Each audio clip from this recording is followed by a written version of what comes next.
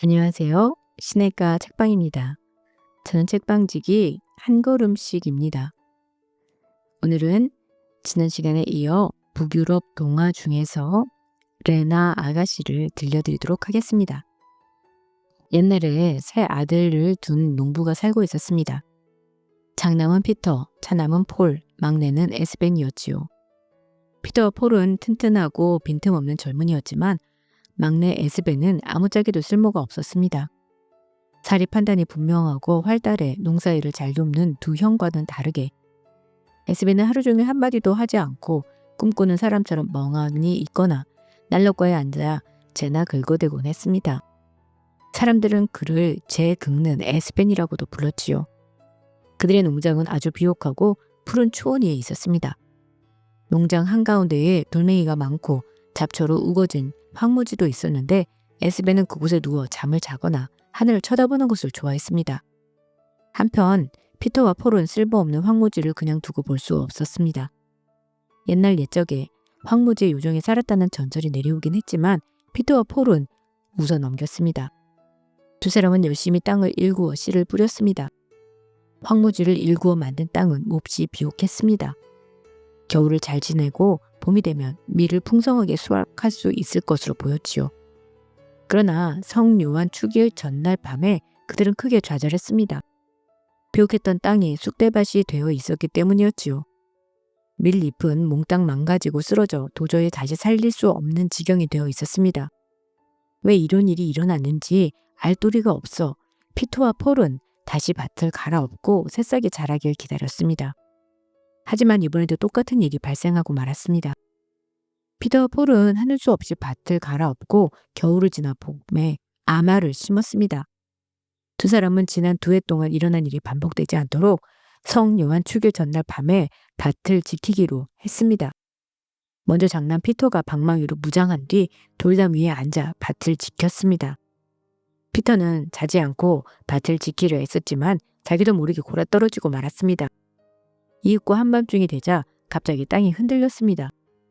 머리 위에서 무시무시한 소리가 들려왔지요. 피터가 어찌된 일인지 알아보려고 주위를 둘러보니 하늘이 칠흑같이 어두워졌습니다.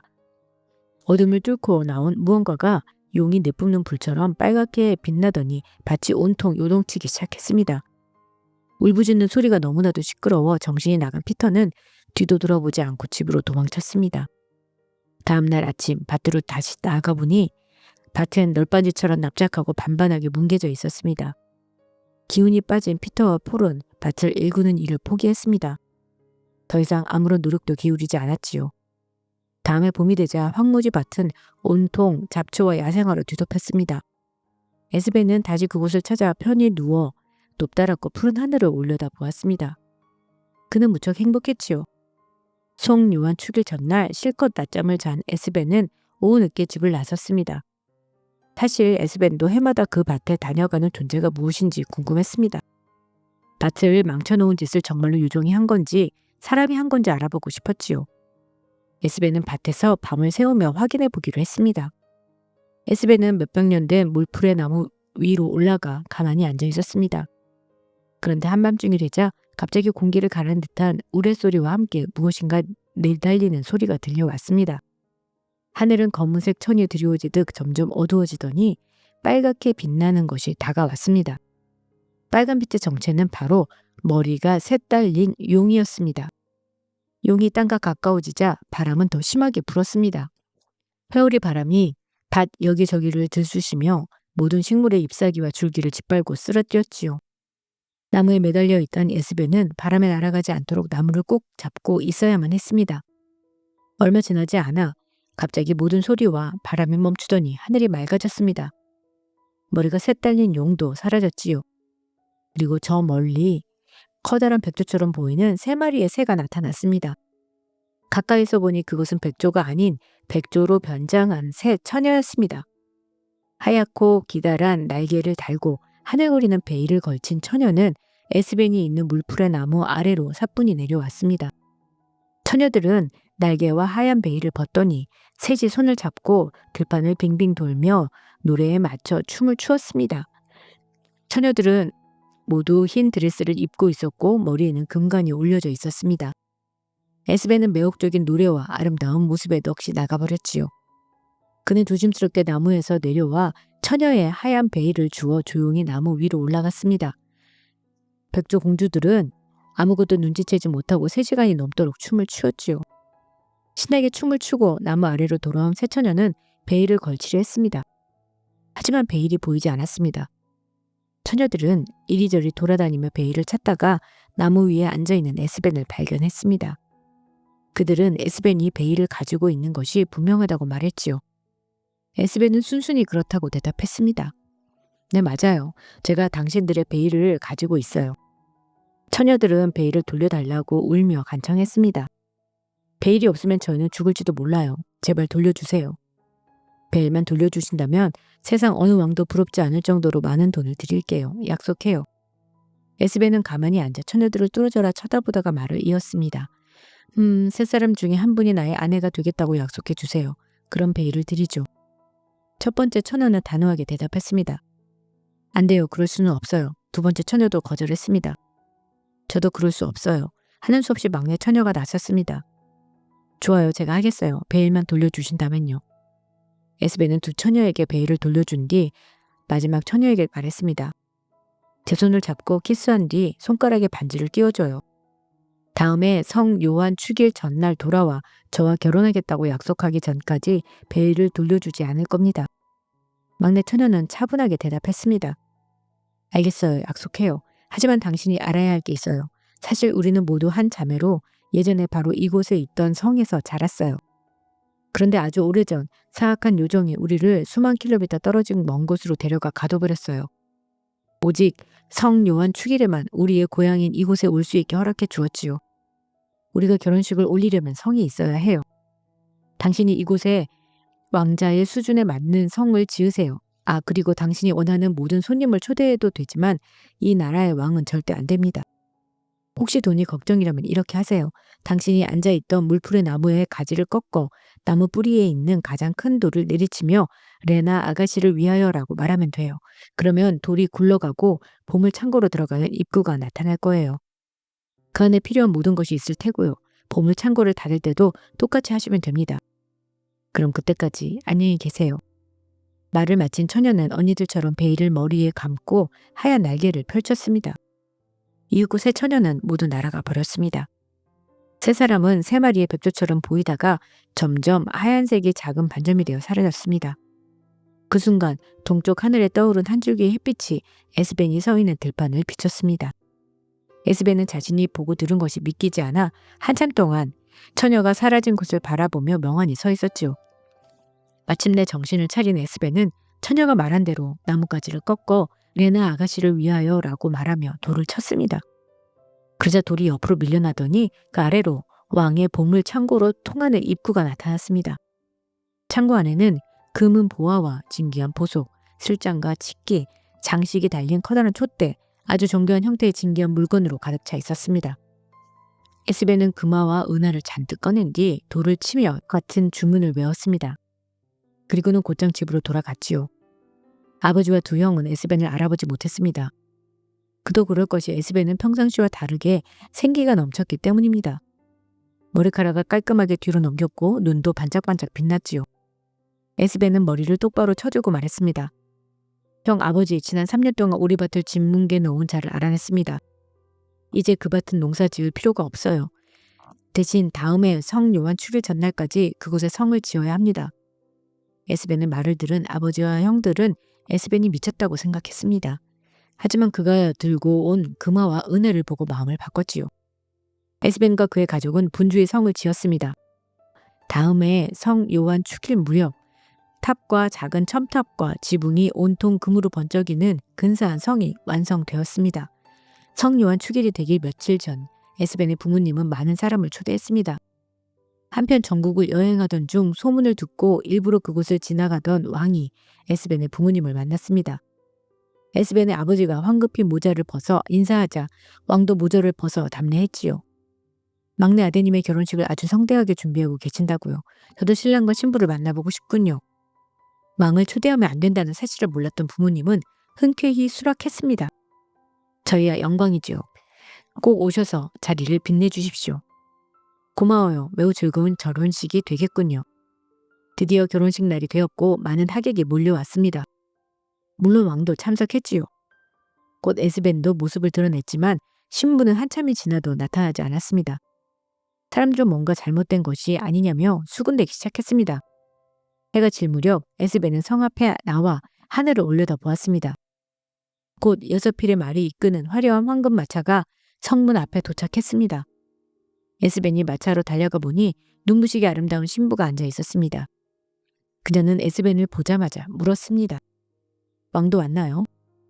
응, 오기는 했지만 우리가 부른 게 아니에요. 멋대로 온 것뿐이죠. 어떻게 왔는지는 중요하지 않아요. 제가 오늘 결혼식을 올린다면 신랑은 당신이 아니라 왕이 될 거예요. 당신은 죽임을 당할 테고요. 저는 당신이 아닌 다른 사람과 결혼하는 걸 원치 않아요. 오늘은 그냥 돌아가겠어요. 1년 안에 저를 찾아오세요. 1년이 지나면 아무 의미가 없을 거예요. 저는 여기서 수만 킬로미터 떨어진 곳에 살고 있어요. 대지 한가운데 태양의 남쪽에 달의 서쪽에 있는 성이에요. 처녀는 말을 마치자마자 무서운 속도로 말을 몰아 떠났습니다. 에스벤의 눈에는 허공으로 날아올라 저 멀리 구름 사이로 사라져가는 백조 떼만 보일 뿐이었지요. 에스벤은 모든 것을 저버린 채 지팡이 하나만 달랑 들고 신부를 찾아 떠났습니다. 넓은 세상으로 나아가는 여정은 몹시 험했습니다. 몇 주 동안 여기저기 쉬지 않고 돌아다니며 난다는 사람마다 처녀가 살고 있는 성을 아느냐고 물어봤습니다. 하지만 그런 이름의 성을 들어본 사람은 아무도 없었습니다. 그러던 어느 날 에스벤이 숲에 들어갔는데 두 난쟁이가 무자비하게 싸우고 있었습니다. 에스벤은 걸음을 멈춰 무슨 일로 그리 격하게 싸우냐고 물었습니다.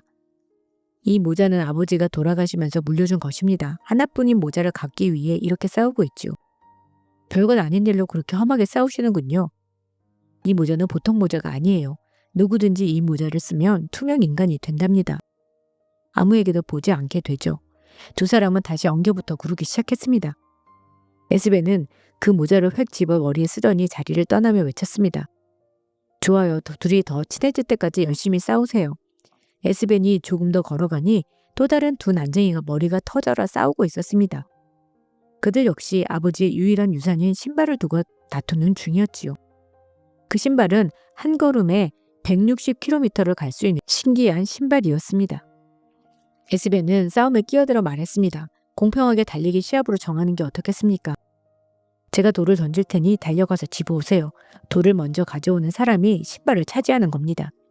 두 난쟁이가 동의하자 에스벤은 돌을 던졌습니다. 난쟁이가 돌을 쫓아 달려간 사이에 에스벤은 신기한 신발을 신고 한 번에 160km를 걸어 멀리 사라졌지요. 잠시 후 에스벤은 다른 두 난쟁이 2명을 만났는데 그들 역시 아버지의 유일한 유산을 놓고 싸우는 중이었습니다. 유산은 아주 오래되어 녹이 쓴 주머니 칼이었는데 그 칼로 가리킨 사람은 즉시 죽지만 칼을 칼집에 넣고 죽인 사람을 다시 건드리면 곧바로 살아나는 마법의 칼이었습니다. 에스벤은 두 난쟁이에게 말했습니다. 제게 그 칼을 보여주세요. 전 이미 2번이나 이런 싸움을 중재해 보았으니 좋은 수가 있을 겁니다. 칼을 받은 에스벤은 곧바로 두 난쟁이를 가리켰습니다. 난쟁이들은 그 자리에서 바로 죽어버렸지요. 이번에는 칼을 칼집에 넣고 건드리자 난쟁이들이 곧바로 살아났습니다.